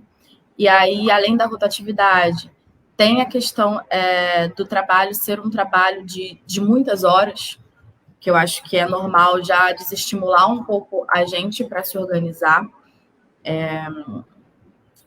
E aí eu penso que, assim, puxando um pouco... Desculpa, eu esqueci o nome de quem fez a pergunta. Mas a segunda pergunta sobre se a gente está caminhando ou não para mudanças em relação às 60 horas, eu trago talvez... Não sei se Rodriane me contemplaria fazendo algum comentário, mesmo como mediadora da mesa, mas eu fico com uma dúvida. Se pela lei de regulamentação da profissão, o nosso exercício profissional não pode ser superior às 30 horas, não seria papel do conjunto Cefes-CRES pautar essa discussão nos espaços pertinentes? E aí eu estou perguntando assim, não é uma provocação, não é isso. Mas que eu acho que realmente é uma dúvida que a gente fica, porque se não for, acho que vocês devem saber melhor do que eu, vocês são perturbados cotidianamente em relação a isso. Que acho que a gente busca quem pode resolver. Claro que não é tão simples assim, vamos chegar em quem pode resolver. A gente vai tentando se organizar na medida do possível. Mas acho que, assim, em nível de explicação mesmo. E acho que é isso. Ok, Raíssa, obrigada. Então, dialogando, eu acabei esquecendo e me mandaram aqui, Marcela me mandou aqui, a pergunta que você faz, né, feita no chat pelo... perdi aqui de novo. Deixa eu tentar localizar aqui.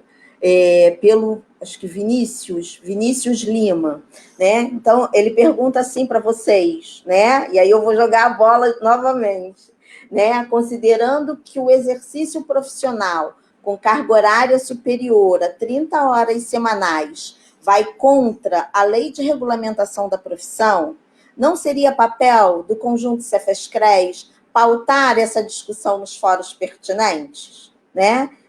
Então, já que a Raíssa jogou a bola, né? Eu vou bater a bola aí agora, fazer a bola quicar com a Raquel e com a Letícia. Raquel, qual é a sua avaliação um pouco sobre essa relação entre, entendendo que a pergunta está mais direcionada para as entidades da categoria, mas qual a sua avaliação um pouco dessa relação entre a legislação, a carga horária dos assistentes sociais e a carga horária dos residentes? Né? Letícia já pontuou sobre isso, mas eu gostaria que ela pudesse pensar com a gente algumas estratégias, né, para a gente avançar nesse debate. Né?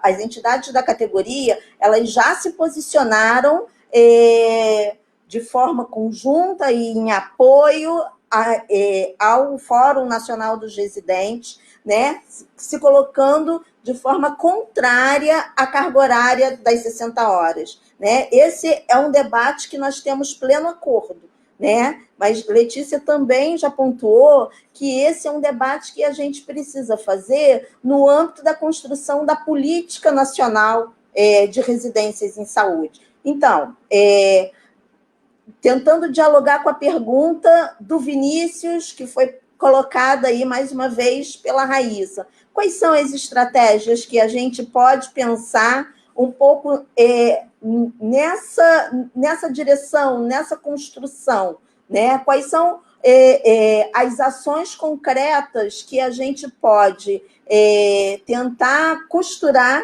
né? Articular, e sobretudo para 2021, no sentido de fazer avançar a luta pela redução da carga horária das 60 horas. Foi eu, Raquel, ou tu? Você. A Rodriane colocou, respondeu, não, devolveu, tentei fazer o ping-pong. Vamos lá. Foi bem legal. Responde então, ele. Primeira coisa, assim,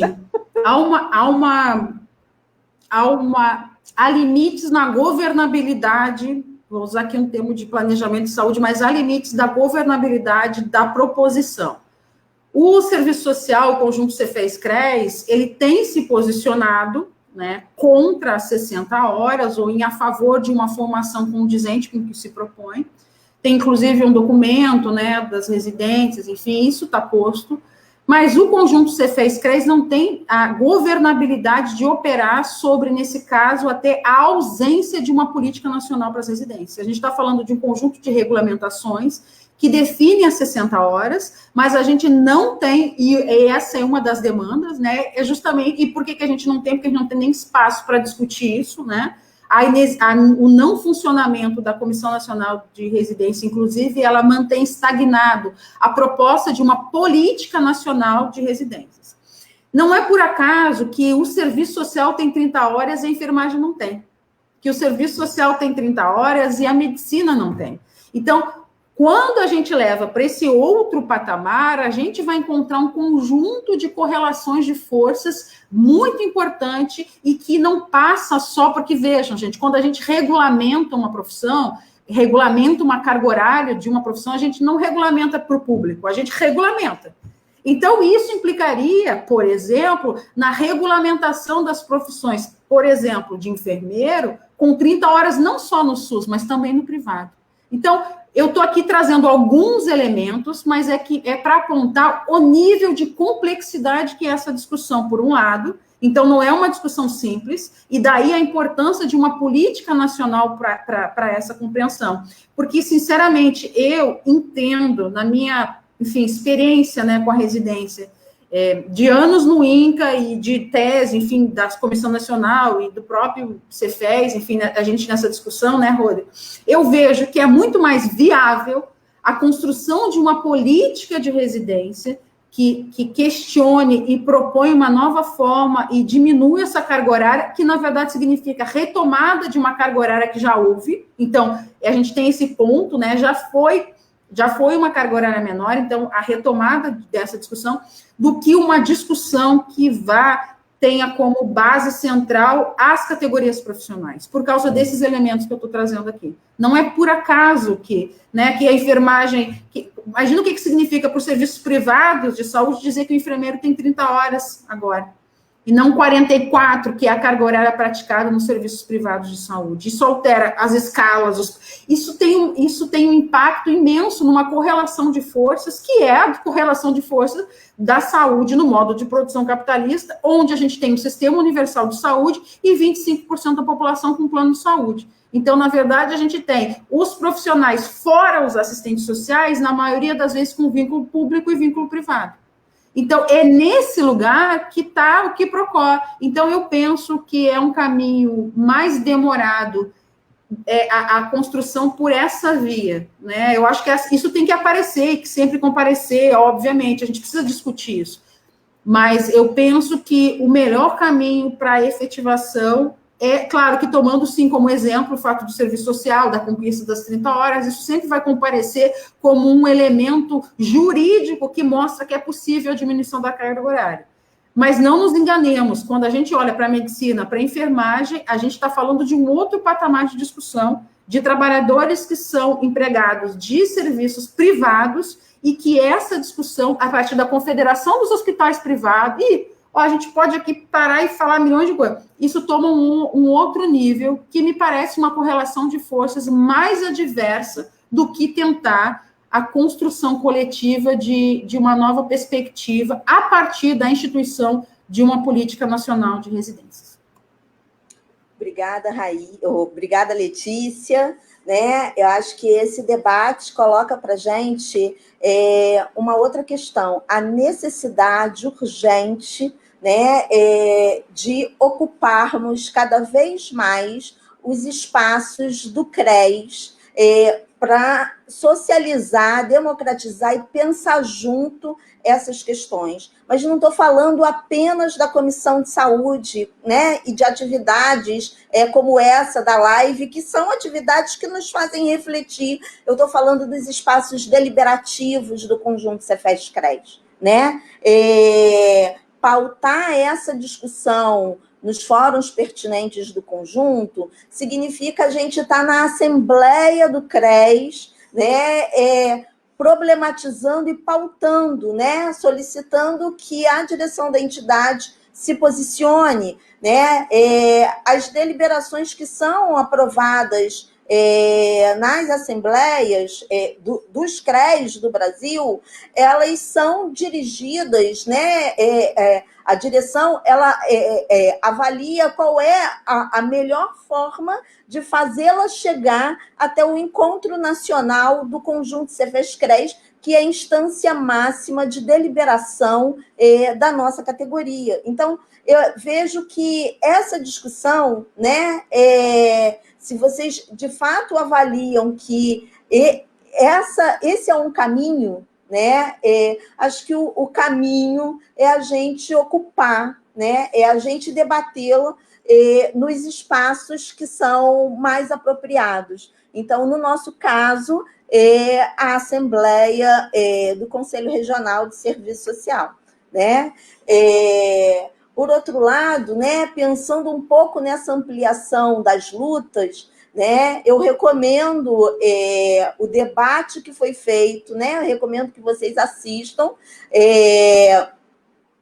no YouTube, o debate que foi feito na reunião da semana passada do Conselho Nacional de Saúde, onde as residências em saúde foi pauta de uma reunião extraordinária.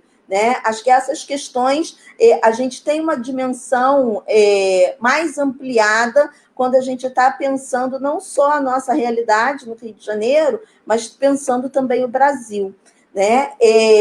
E, por outro lado, se a gente pensa em como fazer essa articulação, como fazer essa resistência, como fazer essa luta, eu penso que a gente precisa chamar para o debate, colocar essa questão para o Conselho Estadual de Saúde do Rio de Janeiro e colocar essa questão para o Fórum de Saúde do Rio de Janeiro. né? E pensar que outras entidades, que outros movimentos sociais na área da saúde podem compor com a gente, podem pensar com a gente essas estratégias, né? De fazer, de mobilizar o retorno, o funcionamento, né? O retorno do funcionamento da Comissão Nacional e a revisão dessa carga horária, né? E aí, nesse sentido, né, eu acho que essa é uma questão colocada para 2021, a gente não vai esgotar nessa live, né? E eu gostaria, então, de passar para vocês agora as considerações finais. Então, eu chamo novamente a Raíssa, depois a Raquel e a Letícia, né, para se despedir, né? E já fica aqui o convite a todos que estão nos assistindo, né, de visitarem o site do CRES, de acompanharem o CRES nas redes sociais, no Facebook, no Instagram, dialogando com a gente, ficando atento aí às próximas atividades nesse finalzinho de ano e, sobretudo, no ano que vem. Então, Raíssa, por favor. Acho que só agradecer. Acho que essas falas finais agora, tanto da Letícia quanto sua, Rodriane, foram bem esclarecedoras, bem ricas. E fica o convite para quem quiser participar desse grupo que a gente vem tentando construir, nós residentes do Rio de Janeiro. A gente sabe que tem outros grupos, mas quem quiser aí entrar para a gente conseguir minimamente se articular nos 2 anos que nós temos. Obrigada pelo convite. Como eu vinha participando das reuniões desde a gestão anterior, fiquei muito feliz com a atual gestão ter se debruçado nesse debate. Acho que foi muito rico. Só isso. Obrigada, boa noite a todas. Obrigada, Raíssa. Raquel? Bem, quero agradecer o convite, a possibilidade de estar aqui essa noite com Raíssa, Letícia, Rodriane. São referências no debate das residências, a gente vem aprendendo com elas, aprendendo com Raíssa, que já está na sua segunda residência e trazendo um debate extremamente importante e mobilizando os residentes no Rio de Janeiro. Quero agradecer pela possibilidade de estar aqui com vocês hoje, que a gente possa cada vez mais fortalecer as bases do CRES e esse debate. Obrigada, gente. Raquel. Letícia? Eu também quero, mais uma vez, agradecer essa oportunidade de estar aqui debatendo. Quero cumprimentar o CRES também, né, Comissão de Saúde, Comissão de Formação, por esse modelo. Assim, é fundamental, assim, as falas da Raíssa, elas nos provocam, né, e é fundamental que o residente tenha sempre um espaço reconhecido nos debates. Então, quero cumprimentar isso é fundamental, Raíssa. Obrigada obrigada a todas, mas especialmente a ti pela coragem de estar aqui e pela luta que vem sendo travada, né? Nesse mesmo sentido, eu quero saudar e agradecer ao Fórum Nacional de Residentes, ao Fórum Nacional de Preceptores e Tutores, de coordenadores, porque na falta da Comissão Nacional, são esses fóruns auto-organizativos que têm dado conta e criado espaço para o debate. Então, eu quero agradecer a todos e saudar, e agradecer também a todos os trabalhadores e trabalhadoras que estão envolvidos nos programas de residência, né? A Rodri citou alguns aqui, Darcy, tem Jussara, que também está, né, na UF, Érica, que está no INCA, que eu sei que está aqui nos assistindo. Então, eu quero saudar esses trabalhadores e trabalhadoras que enfrentam o desafio cotidiano de ter a ousadia de fazer formação para o SUS ainda. Então, muito obrigada a todos que nos ouvem, obrigada, Rodri. Obrigada, Letícia, né? Foi um prazer enorme estar aqui dividindo essa live com vocês, né? Eu quero agradecer, em nome do Conselho Regional de Serviço Social, mais uma vez, a disponibilidade de vocês, né? E a parceria de sempre. Quero também agradecer à Comissão de Saúde, à direção do Conselho Regional, por me confiar a mediação dessa live, né? Dizer, né, para todos vocês que 2021 nos reserva muita resistência, muita luta, muito trabalho e muita unidade, né? Se temos algumas diferenças, né, a gente precisa caminhar no sentido da construção da unidade, né? Eu tenho certeza que essas diferenças, elas não são diferenças que nos fazem nos afastar. A gente tem uma luta conjunta, né? A gente tem um inimigo comum, a gente precisa de muita articulação para enfrentar uma política genocida que quer nos matar. E a gente não vai deixar, né? Então, com isso, eu quero me despedir de todas vocês, Letícia, Raíssa e Raquel. Muito obrigada pelo carinho no compartilhamento dessa atividade. Foi um prazer, né? Quero me despedir também de todas e todos que nos ouvem nesse momento, né? Desejar um bom final de ano dentro das nossas possibilidades, né? E a gente se vê, então, na luta em 2021. Cuidem-se todos, cuidem-se muito, né? E seguimos juntos. Um abraço.